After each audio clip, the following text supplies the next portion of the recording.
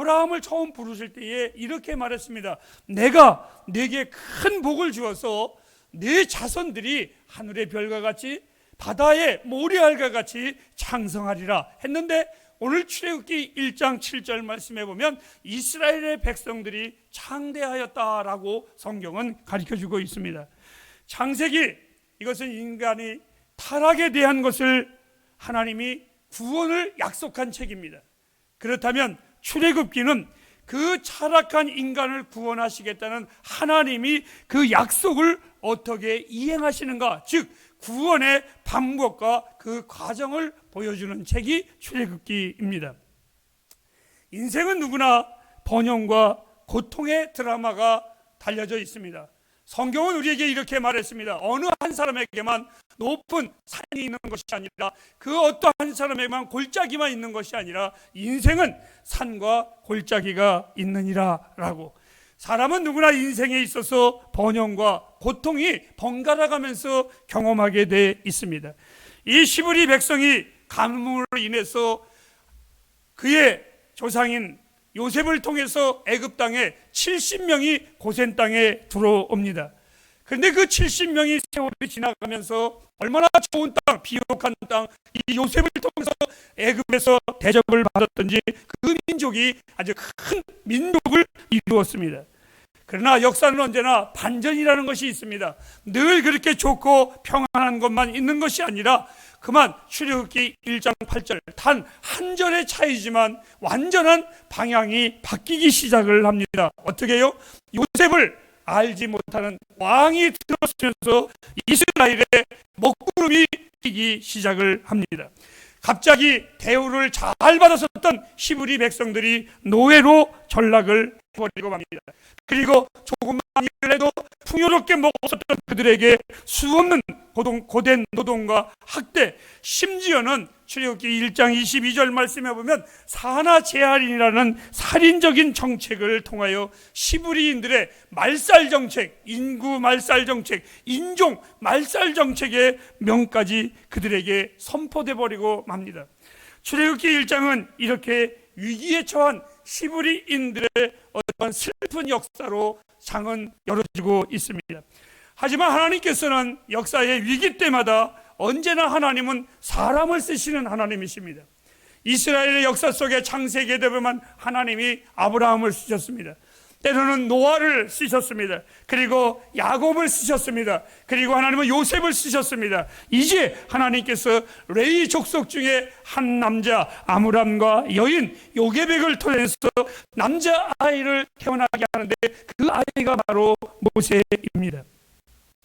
살인의 포고령 속에서 태어난 이 모세는 죽을 수밖에 없는 아이인데도 불구하고 그의 어미가 그 모세를 보는 순간에 이렇게 말했습니다. 그의 준수함을 보고, 너무나 특이한 자기의 자녀이지만 너무나 귀한, 너무나 보배 같은, 그래서 그 죽이라는 포고령 속에 죽이는 것이 아까워 3개월 동안 숨기면서 이 아들을 키우다가 드디어 이 아들의 울음소리가 너무나 커서 할 수 없이 죽이지는 못하고 죽음의 강 나일강에 이 아이를 띄웁니다. 하나님의 은혜는 바로의 공주의 눈에 띄어서 건짐을 받고 이 아이는 왕자의 자리에서 하루하루 자라나게 시작을 했습니다. 사도행전 7장 22절 말씀해 보면 이런 말씀이 있습니다. 그 안에서 이 모세가 애굽의 당시에 최고의 문물을, 최고의 학문을, 모든 것을 다 배운 민족의 지도자로서의 자격을 이 아이가 그 안에서 키우게 됩니다. 애굽의 왕자로서 그의 인생에 40년을 보냈습니다. 그때에는 이 모세는 자기가 가장 잘났고 자기 없이는 안 될 것 같았고, 어느 날 자기도 모르는 영감 속에 내가 시브리의 사람이구나, 그렇다면 시브리를 해방시켜야지라는 자기 자신의 뜨거움 속에 있을 때에 고작 그가 했었던 것은 살인 하나뿐이 없었습니다. 이 사건으로 인해서 그는 현상 붙은 사나이가 되어서 그리하여 그의 인생의 두 번째 이막으로 넘어가는 광야의 40년 세월을 그는 맞습니다. 그 세월은 애굽의 왕자로 있을 때의 세월과는 너무나 다른, 너무나 힘든 고통의 힘든 광야의 생활이었었습니다. 광야에서 양을 치며 목자의 심정을 배웠습니다. 그리고 양을 치면서 그 목자가 얼마만큼 자연 앞에서 겸손해야 되는 것을 그는 배우기 시작을 했습니다. 그리고 광야에서 이 모세는 내가 의지할 수 있는 것은 칼이 아니라 힘이 아니라 지식이 아니라 하나님이라는 것을 그는 알게 되었습니다. 그리고 오직 하나님만을 신뢰하는 믿음을 그 광야에서 이 사람은 키워나갔습니다.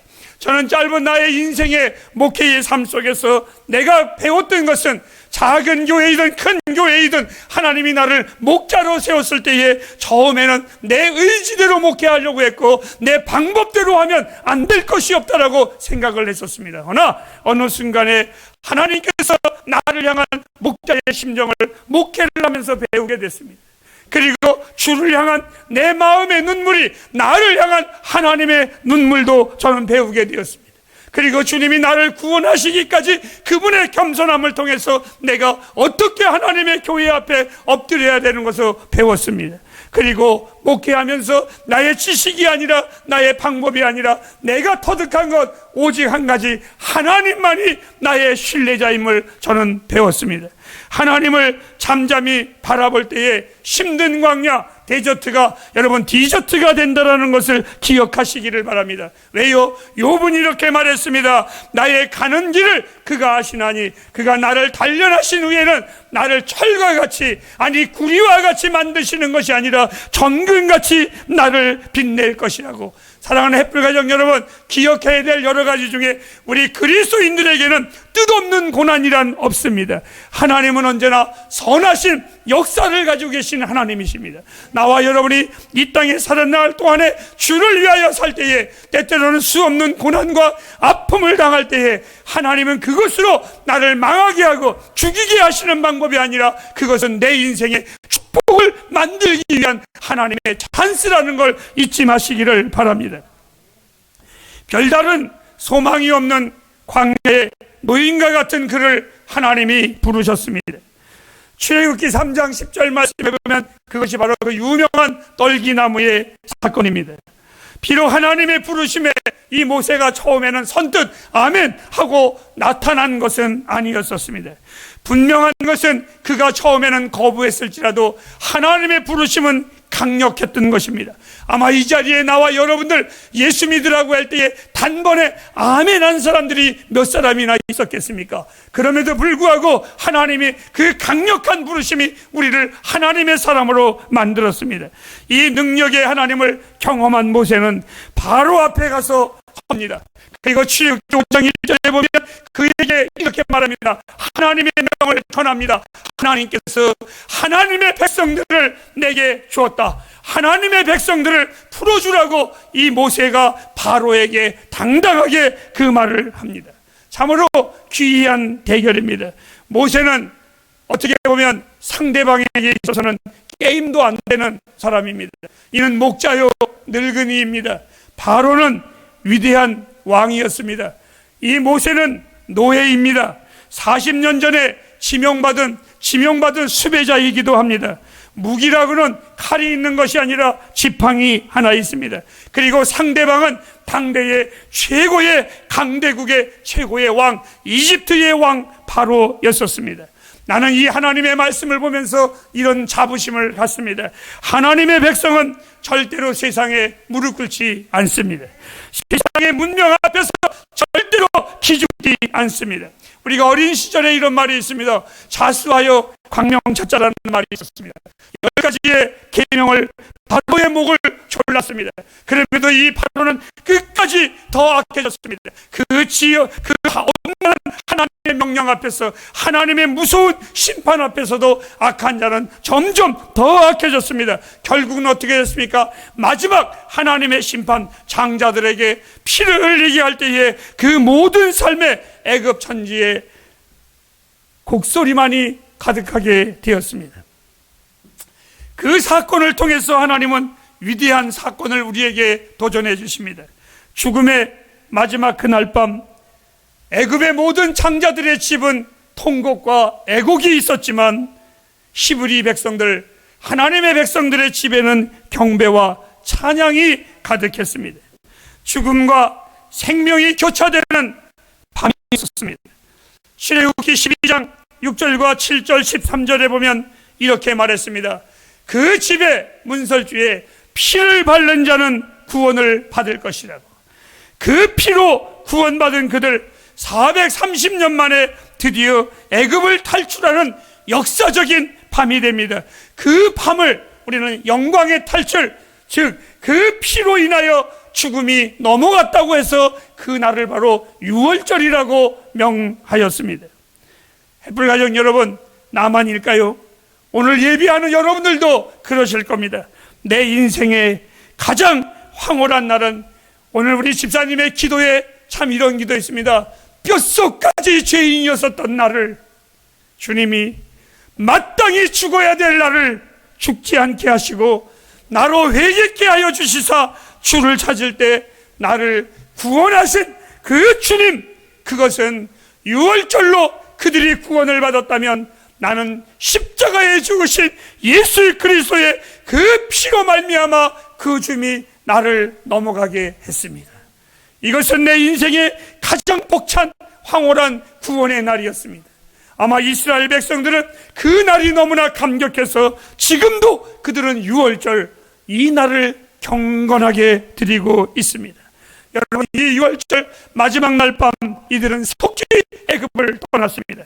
우리 속담에 이런 말이 있지요. 바쁠수록 돌아가라고 하였듯이 하나님은 하나님의 백성들을 가까운 길로 인도하시지 아니하시고 먼 장애물이 있는 홍해바다로 광야길로 그들을 인도했습니다. 출애굽기 14장 2절에 보면 그들을 뒤돌려라는 말이 있습니다. 곧바로 가게 하신 것이 아니라 하나님은 그들을 돌렸습니다. 여러 가지 이유가 있지만 설상가상으로 바로의 군대가 다시 그들을 공격해 왔습니다. 앞에는 홍해바다고 뒤에는 바로의 군대가 걸려올 때 보관해 둔 지들이었었습니다. 그래서 그들이 할 수 있었던 게 뭡니까? 원망뿐이 없었습니다. 그들은 원망합니다. 무엇이라고 우리 한번 읽어보실까요? 출애굽기 14장 11절입니다. 시작. 당신이 우리를 이끌어내어 이 광야에서 죽게 하느냐? 어찌하여 당신이 우리를 애굽에서 이끌어내어 이같이 우리에게 하느냐? 애굽에 무덤이 없어서 우리를 여기까지 데리고 나와 죽이느냐라고 말을 했습니다. 애굽의 백성들은 아직도 노예 근성이 있습니다. 광야에서 죽는 것보다 노예로 사는 것이 이들은 더 낫다라고 생각했던 것 같습니다. 햇불가족 여러분, 그리스도인들은요, 세상에 잠시 낙을 위해서 사는 것보다 그리스도와 함께 고난의 길을 걸어가는 것이 참 그리스도인들입니다. 이 모세는 14장 13절과 16절 말씀에 그 아우성치고 원망하는 백성들에게 이렇게 외칩니다. 두려워 말라고, 너희들은 주의 백성들임을 알라고, 주께서 우리를 책임지실 것을 믿으라고. 햇불가족 여러분, 하나님을 믿으시기 바랍니다. 그분이 보통 분이 아니십니다. 이 하나님 우리의 창조자이십니다. 능력의 하나님이십니다. 태초에 한지를 만드신 하나님이십니다. 이 하나님이 나와 여러분을 구원시킨 것 저주하고 죽이고 세상에 조롱받으려고 구원시키신 분이 아니십니다. 우리는 하나님의 백성이고 그분은 우리의 하나님이십니다. 여러분의 평생에 부탁합니다. 하나님을 꼭 믿으시기 바랍니다. 홍해를 건넌 광야에 들어선 백성들이 전쟁에서 싸울 인구가 60만, 줄 잡아서 300만, 오늘날로 말하면 부산의 인구와 같습니다. 민족의 대이동이었습니다. 그런데 이들의 근성은 아직도 버리지를 못했습니다. 광야에 들어서자 물이 없다고 야단합니다. 불과 얼마 전에 홍해바다를 육지와 마른 땅과 같이 걸은 사람들이 지금 당장 또 뭐가 없다고 하나님 원망합니다.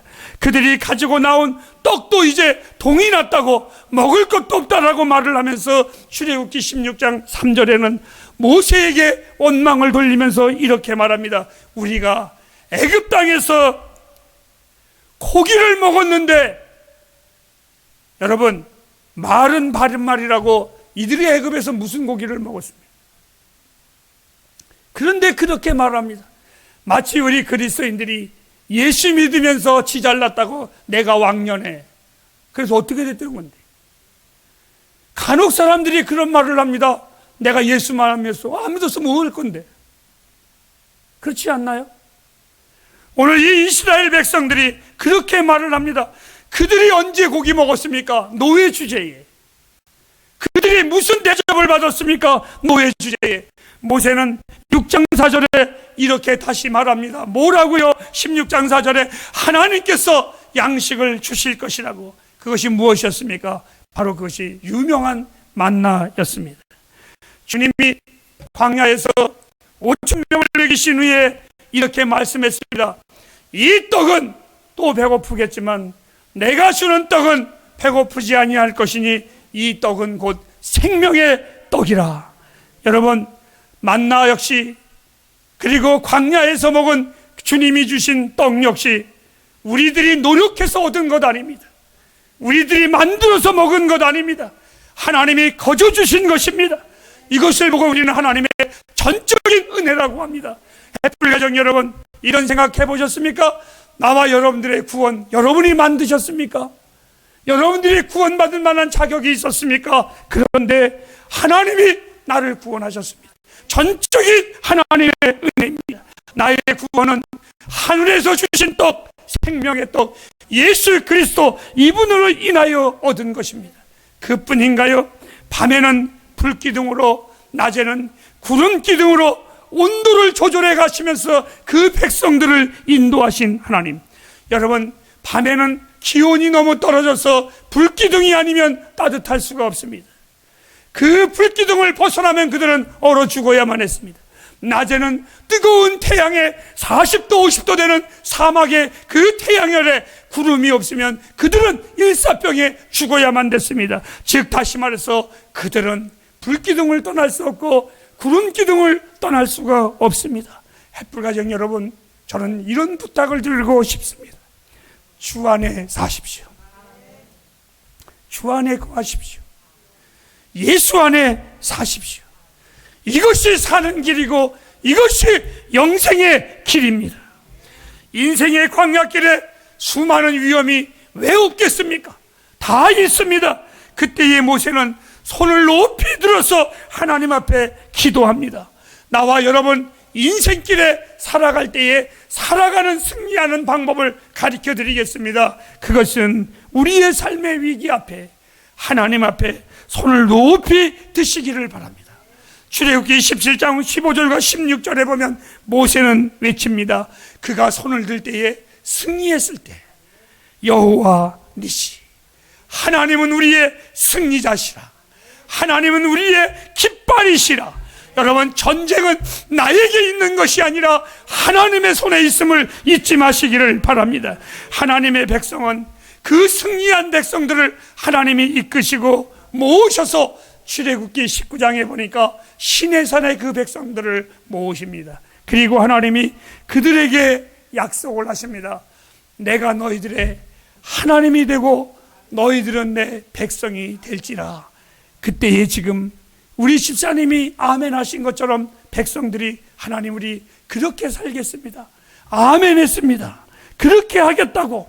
그래서 하나님은 출애굽기 20장부터 40장에 보면 하나님의 백성이 되겠다고 아멘한 그들에게 계약의 내용을 담는데 그게 유명한 바로 언약서이기도 합니다.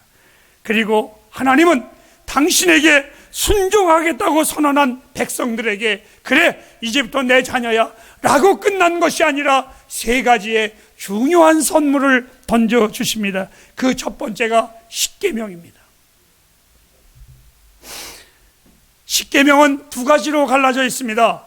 이래서 네 가지는 위로는 하나님을 사랑하라고, 그리고 나머지 6가지는 내 이웃을 내 몸과 같이 사랑하라고. 즉 이 십계명은 하나님은 사랑이신데 그 십계명을 우리에게 선물을 준 하나님의 사인은 이겁니다. 내가 너희를 사랑할 것이라고. 내가 너희를 끝까지 사랑할 것이라고. 하나님은 정말 끝까지 사랑하셨습니다. 두 번째 선물을 주십니다. 성막입니다. 하나님이 거하시는 엄청난 사건입니다. 하나님이 우리 가운데 거하신다라는 것, 하나님이 내 안에 거하신다라는 것, 놀라운 겁니다. 이스라엘 백성들은 광야길을 걸어갈 때에 갑자기 밤에 세 지파씩 12지파가 성막을 중심으로 그들이 기거를 합니다. 아마 성경에는 없지만 어느 아들이 새벽에 일어나 텐트 바깥에 나와 소변을 보다가 갑자기 성막을 보면서 아빠 저건 뭐야? 라고 물어보면 그 아빠는 말했을 겁니다. 내 아들아, 하나님이 우리 가운데 계시단다. 그리고 이스라엘 백성들은 그 성막을 전진할 때에 맨 앞서서 갈 때 그들은 말을 합니다. 하나님이 우리 앞서 인도하신다고. 때로는 전쟁을 할 때에는 성막을 제일 뒤에다 놔두고 백성들이 싸움하러 나갈 때에 그들은 두려워하지 않습니다. 왜요? 말을 합니다. 하나님이 우리 뒤에 계시다고. 하나님이 그들 가운데 거하심이 그들에게 있어서는 놀라운 축복이고 자부심이었었습니다. 그런데 신약에 넘어와 하나님은 이렇게 말했습니다. 그리스도를 믿는 나와 여러분들을 하나님의 성전이라고, 주가 내 안에 거함을 잊지 말라고. 여러분, 예수 믿으면서 주님이 내 안에 거하신다라는 사실, 감격스러운 사실입니다. 놀라운 사실입니다. 이것은 하나님이 축복입니다. 그리고 세 번째 선물을 주십니다. 예배. 인간은 연약합니다. 우리는 때때로 넘어지고 쓰러집니다.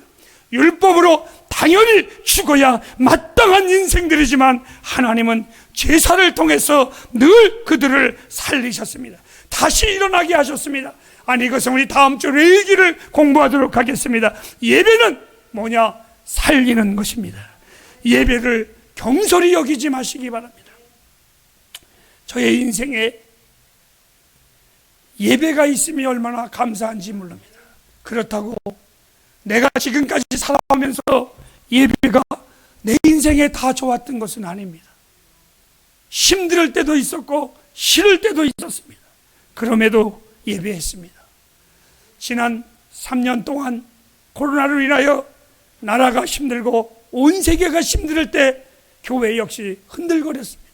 그러나 다른 건 자랑할 거 없지만 하나님께서 우리 햇불교회가 끝까지 예배하는 교회로 있었다는 것을 저는 하나님 앞에 참 감사합니다. 그리고 자부심을 느끼고 있습니다. 햇불가정 여러분, 이 예배는 살리는 예배입니다. 이 예배는 우리에게 능력을 주는 예배입니다. 이 예배는 하나님께서 다시 우리를 부르시는 영적인 예배입니다. 이제 마치겠습니다. 노예로 살았던 그들을 하나님은 구원하셨습니다. 새롭게 빚으셨습니다. 죄로 말미암아 죽었던 우리를 그리스도의 유월절 그 피로 하나님의 새로운 백성으로 만들어 인도하셨습니다. 그리해서 이 출애굽기 40장은 에필로그는 성막에 우리에게 당신의 영으로 가득 채우며 끝나는 클라이막스로 우리를 인도합니다. 출애굽의 드라마는 바로 우리 인생의 드라마입니다. 출애굽의 하나님은 우리 구원의 하나님이십니다. 우리 해방의 하나님이십니다.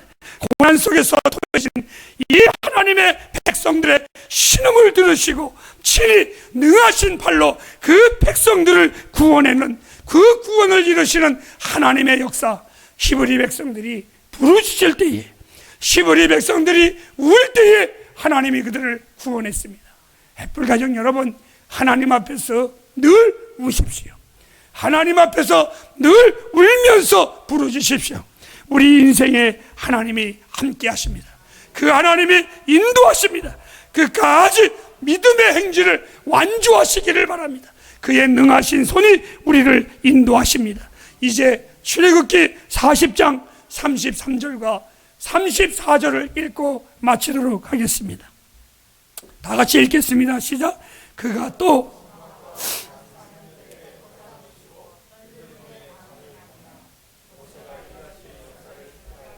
그 후에 구름이 회막에 덮이고 여호와의 영광이 성막에 충만함. 여러분, 우리가 어떤 존재인지 아십시오. 구원받고 그것이 끝난 것이 아니라 하나님의 영광이 가득한 하늘의 존재로 삼아주셨습니다. 나 같은 것이 무엇이간데 주의 영으로 나를 감싸시고 그 은혜를 잊지 않게 하시온지 하나님의 영광이 나와 여러분의 가정과 심령과 우리의 모든 삶터 위에 가득함을 저는 확신합니다. 꼭 부탁드립니다. 주의 백성임을 잊지 마십시오. 그냥 구원받은 것이 아니라 유월절 그 피로 구원받은 백성임을 꼭 기억하십시오. 기도하겠습니다.